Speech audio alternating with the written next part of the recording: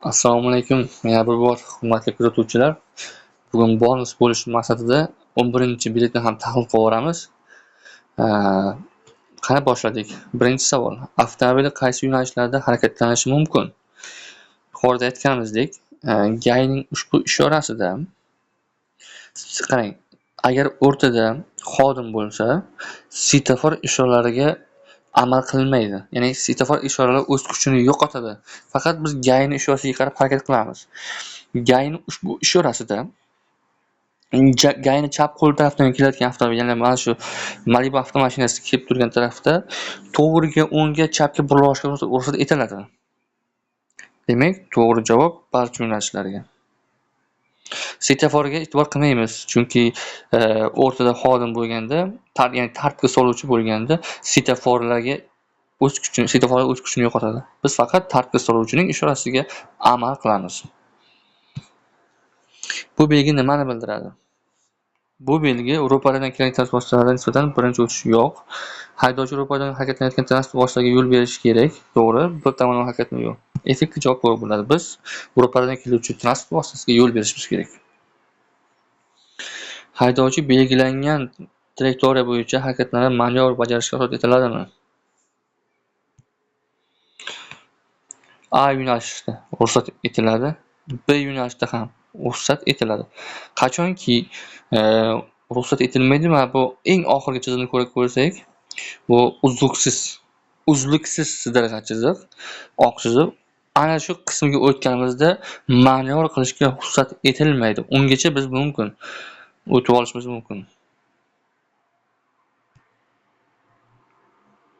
Ushbu svetofor qaysi yo'nalishda harakatlanishni taqiqlaydi?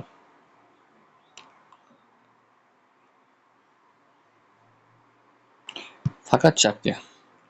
Ushbu bilamiz, ushbu svetofor asosan tramvay va transport vositalari uchun qo'llaniladi. Ularning asosiy svetofor hisoblanadi. Qizil avtomobil.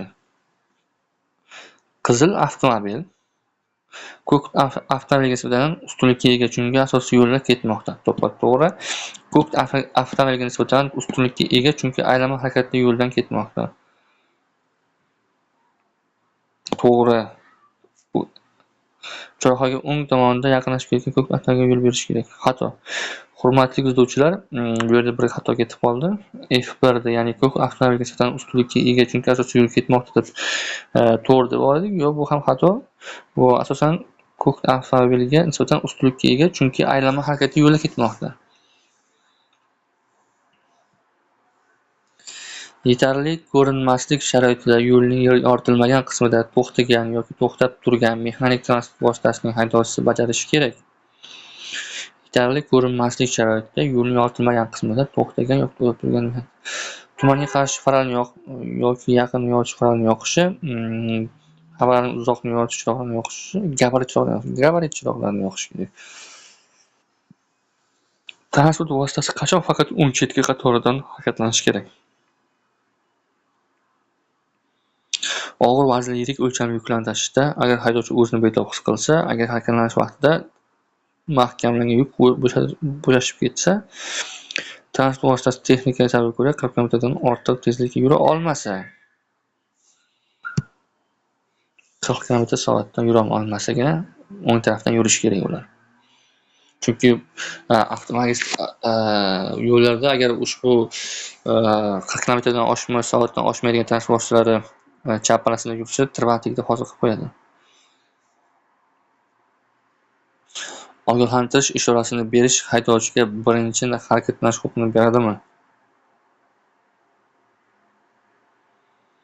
Bermaydi. Bu siz ogohlantirish berdim va men uni ogohlantirdim, birinchi harakatga huquqiga egaman desangiz, adashasiz. Har qanday holatda ham siz ogohlantirish ishorasi bersangiz, siz ogohlantirish ishorasi bergan transport vositasi sizni ogohlantirishga reaksiya qilsa, shundagina siz harakatlana olishingiz mumkin. Lekin ogohlantirishni berdim, bo'ldi, men birinchi harakatga egaman degan o'yda harakatni amalga oshirsangiz, yo'l transport hodisasiga sabab bo'lishingiz mumkin. Qoidalarga ko'ra, shatakka olish vaqtida bir-biriga ulangan transport vositalari tarkibining qanday umumiy uzunligiga yo'l qo'yiladi?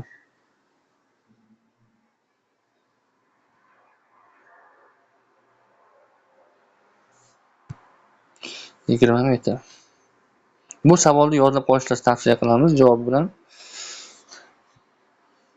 Qoidalar bo'yicha necha yoshdan boshlab yengil avtomobil boshqarishga ruxsat etiladi? 18 yoshdan. Demak, bu ham bizni 11-savolimizni oxirgisi edi.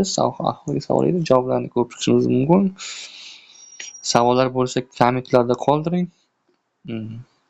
Kamchiliklar bo'lsa uzr.